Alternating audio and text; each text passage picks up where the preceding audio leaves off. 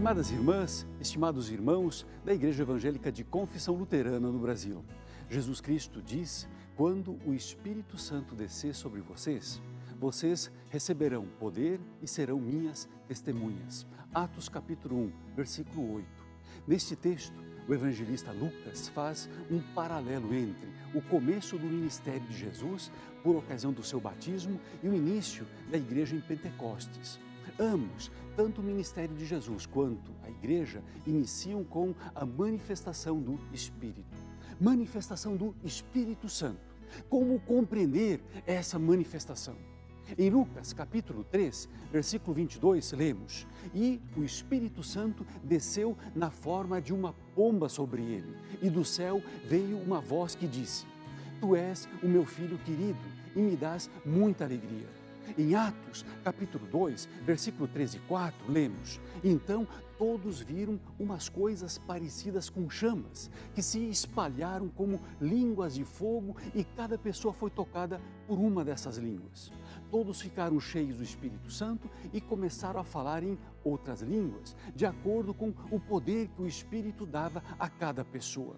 Manifestação do Espírito Santo.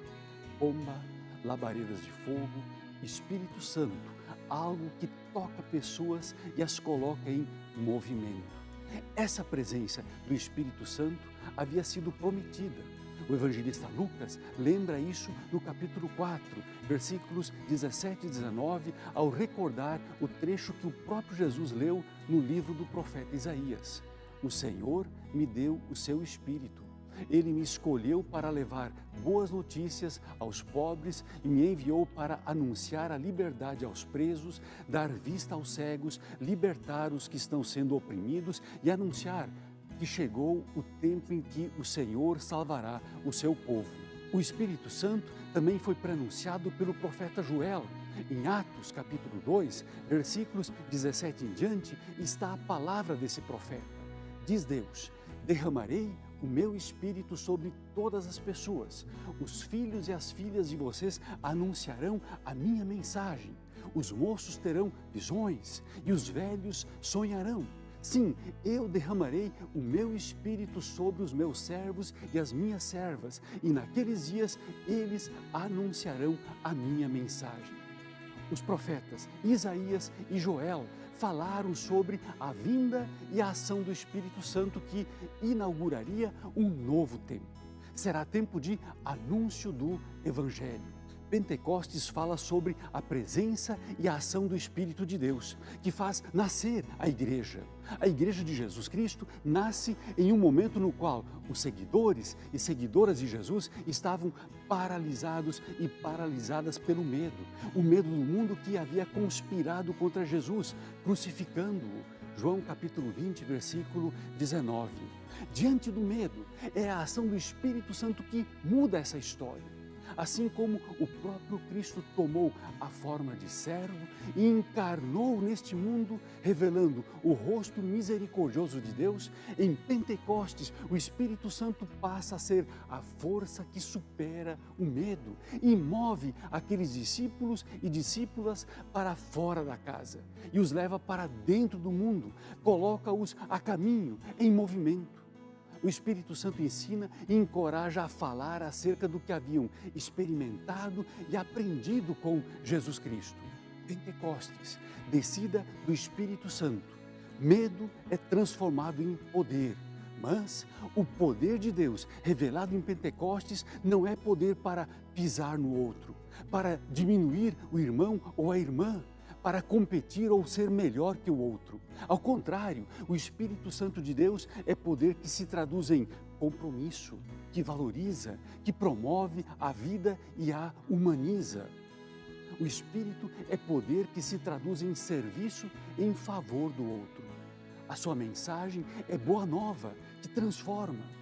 O Espírito Santo movimenta para anunciar a boa nova que nos confronta com o Evangelho da graça de Deus. Graça que se mostra na misericórdia, no perdão, que dá dignidade, mas que também revela a desgraça em nosso mundo. O mal com toda a sua crueldade, frieza, indiferença que graça as relações em nossos dias. A história de Jesus é testemunhada aos quatro ventos. As pessoas ouvem esta história.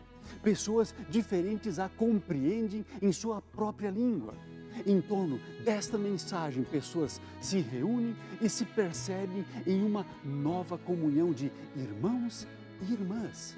Este é o milagre de Pentecostes. Se o mundo dispersa e rompe comunhão, e isso ele faz com muita competência, o Espírito Santo junta, reúne, une, fortalece.